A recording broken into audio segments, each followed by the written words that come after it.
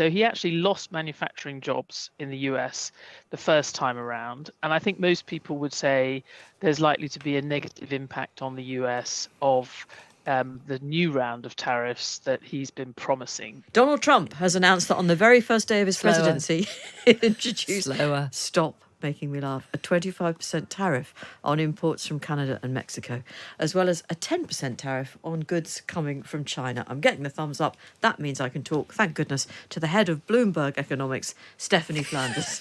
Hello, Stephanie. Hello, good afternoon. I'm good, thank you. Well, I'm a nervous wreck, actually, but I've reached the end of the introduction, so I can introduce you. This is live radio for I know, I love it. So tariffs, just tell us exactly what they are designed to do and why Donald Trump thinks it will help the American economy and bring down prices for the consumer there. Yeah, well, the last bit of that is a bit of a head scratcher for most economists. But it is, look, there's lots of things that tariffs can do, especially if you've got the perspective of Donald Trump. He thinks that the US has reduced, we remember that we started about 50 years ago with lots of tariffs on everything. All countries sort of didn't like the idea of selling from other places when they buy from other places when they could be making things themselves. And it took a long time to persuade them to do all these trade deals where you lower your tariffs, your taxes against imports if other countries lower theirs. Yeah. And we got to the point where they're now very low. And Donald Trump thinks that the US is kind of being taken advantage of by all these countries that have very low costs and possibly have, may have higher tariffs themselves. And it's harder to sell to China than it is for China to sell to America, for example.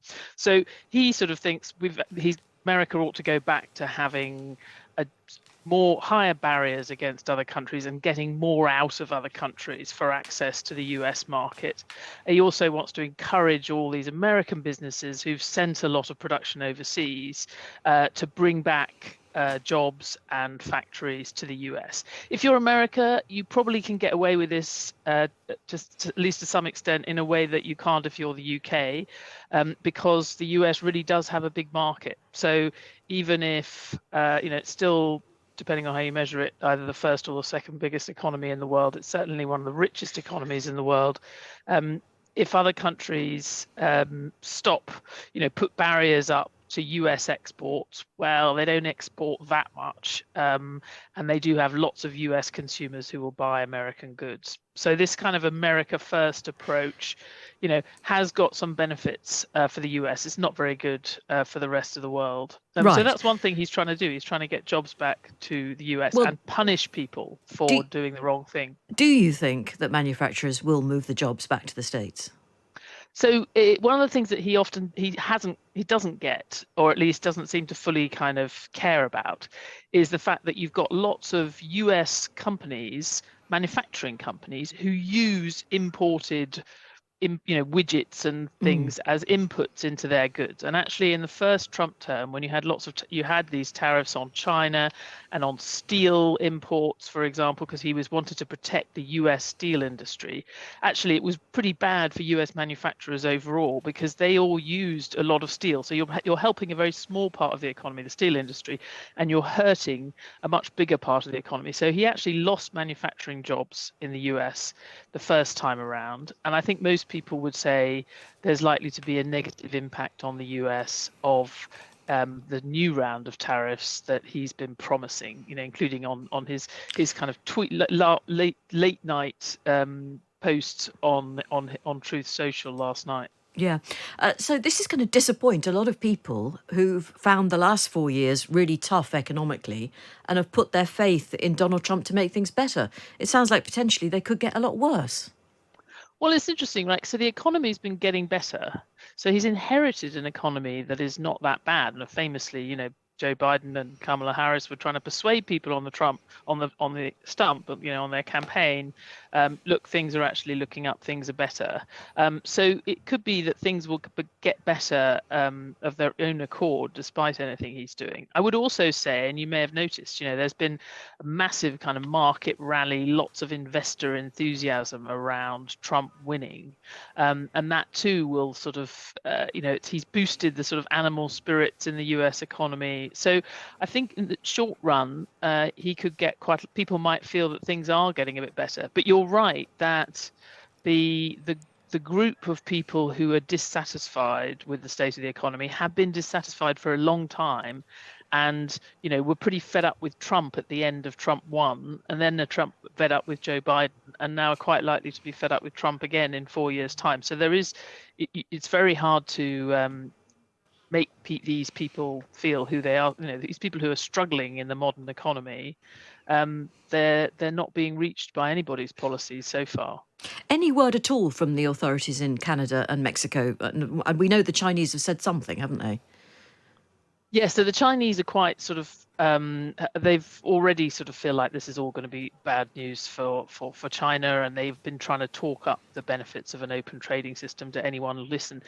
We are told that Justin Trudeau, the Canadian Prime Minister, immediately got on the phone with Donald Trump last night after he put these posts out saying, hang on a minute, there's almost nothing goes across the border. We certainly don't have very many, much illegal trade going over the border in Canada. And by the way, we're working very hard with the US authorities to stop the fentanyl and all these excuses he had for tariffs. So it's possible, I don't know, I don't think he's a big pro-Canadian, but it's possible that he might relent on Canada. You remember he also did a big trade deal with Canada and Mexico, which this would pretty much violate. So it's not entirely clear he could even put these tariffs on. But Donald Trump doesn't always care about those kind of niceties. And what about the European Union and indeed the UK?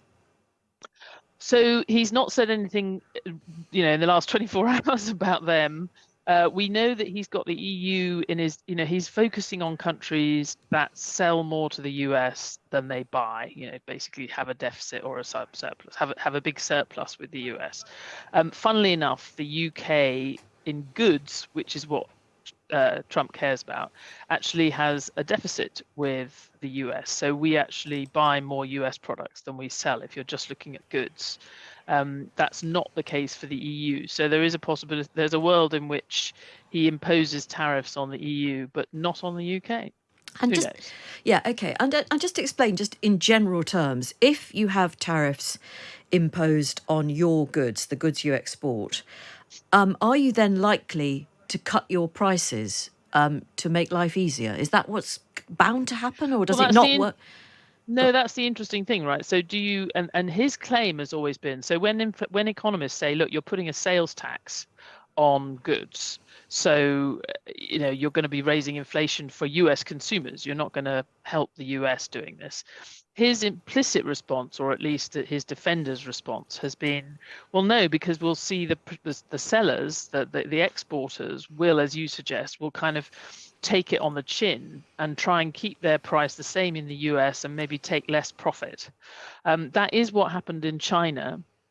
And we also, with Chinese goods that had tariffs last time, we also saw that the goods that he chose for tariffs, that he put taxes on, were ones that it was easy to swap out of. And they actually did that on purpose because they just wanted people to buy US goods instead of Chinese goods. What he's talked about for the second term is actually much more sweeping. So it'd be harder to avoid higher inflation if he's just imposing it on lots of consumer goods and things where it would be hard for people to absorb the cost. So that is what we're watching. But for what it's worth, most people think he's not going to do it all in one go. He will. Part of this is about having a negotiation, because he always, he likes to talk about his deal-making ability. He holds this out as a threat, and then he does the best deal that's ever been done. Yeah. As he will always describe it. Absolutely. Thank you, Stephanie. Stephanie Flanders, head of Bloomberg Economics. Have you read The Art of the Deal, Jane? Well, no, and nor has he. Have you read it? No.